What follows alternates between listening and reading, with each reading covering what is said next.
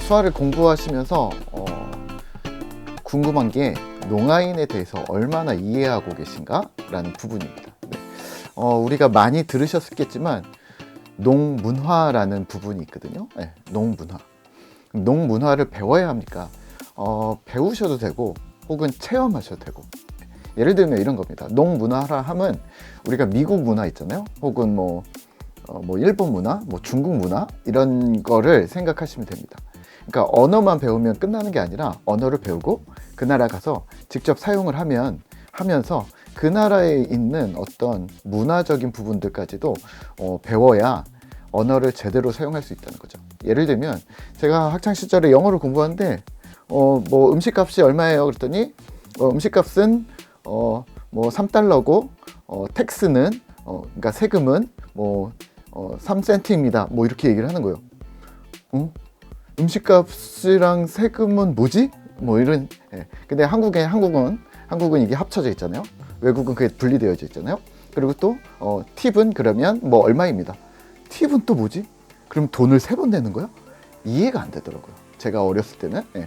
근데 그게 뭐냐면 미국 문화인 거죠. 예. 미국의 어떤 법, 역사, 또 어떤 정해져 있는 어떤 규율들 혹은 암묵적인 어떤 그런 규정들인데 우리 한국과는 다른 거죠.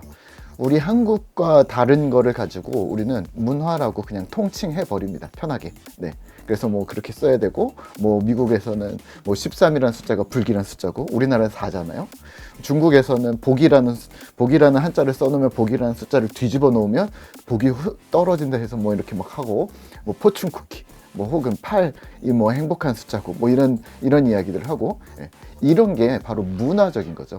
그러면 우리가 한국어를 가지고 영어를 공부하고 중국어를 공부했다 치지만 우리가 가서 저는 세금 안 낼 거예요. 팁 안 줄 거예요. 이게 가능한가? 그 나라 언어를 사용할 때 그 나라 문화를 알고 있으면 훨씬 더 그 나라와 함께 소통하는데 훨씬 더 유리하다라는 얘기를 하고 있는 거죠. 그러면 농문화라는 부분은 그런 부분이 있다는 겁니다. 근데 농문화는 이렇게 좀 그럴 수 있죠. 왜냐면 농아인도 결국에 한국에 사는 사람 아닙니까? 근데 뭐가 문화가 다릅니까? 다른 문화가 좀 있습니다. 예. 예를 들면 이런 겁니다. 농문화란 이런 겁니다. 예. 소리가 있음과 소리 없음의 차이로 인해서 생기는 약간의 격차? 예. 그걸 가지고 우리는 농문화라고 이야기를 하는데요. 그 농문화는 사실은 배우시면 좋고 혹은 배우지 못한다 하더라도 농아인과 많이 이야기를 나누고 체험을 하시면 사실은 이게 경험으로 와 닿겠죠. 네. 그러면 가장 좋은 방법들은 농아인을 직접 만나는 겁니다. 첫 번째. 두 번째는 농아인 만나기 어렵다면 그렇다면 책을 읽으시죠. 네. 농아인과 관련된 책들이 있거든요. 그리고 또 농아인들의 어떤 사회 통합과 또 우리가 함께 청인과 함께 더불어 사는 삶 이런 것들을 우리가 함께 좀 생각하실 거라면 그리고 또 수화를 처음 배우고 계신 분들이라면 오지 않는 버스를 기다리는 아이나 또 수화가 꽃피는 마을 또는 데프 보이스 또는 영화로 나와 있는 도가니 책도 있지만 도가니나 또 여러 가지 지금 요즘에 또 저기 나오고 있는 좋은 드라마들 있잖아요. 예. 그런 것들을 좀 많이 접하시면서 농아인에게 있는 우리와의 조금 차이점이 이런 거구나. 그래서 그 부분을 차이점이 틀렸다라고 얘기하지 않고 그 차이점을 두고 우리는 문화라고 이야기하면서 존중해 주는 거죠. 왜냐면 다른 나라 문화를 보고서 그거는 별로야 이렇게 얘기하지 않고 그 나라를 존중하기 위해서 우리가 문화라고 부르는 것처럼 농아인들과 청인들과의 어떤 생길 수밖에 없는 차이점에 대해서 우리는 존중해 주는 거죠. 예전에 제 친구가 이 얘기를 하더라고요. 운전을 하는데 청인들은 앞만 보고서 운전을 잘하더라고요.